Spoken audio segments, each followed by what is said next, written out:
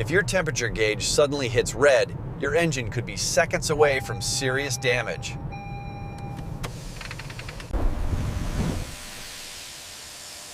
Overheating often starts with steam coming from under the hood.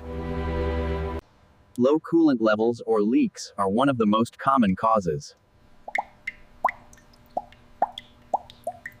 A clogged radiator can't release heat properly, causing temperature to rise quickly.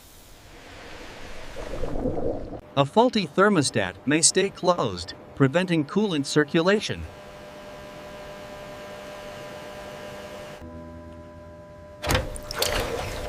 If the water pump fails, coolant can't circulate through the engine.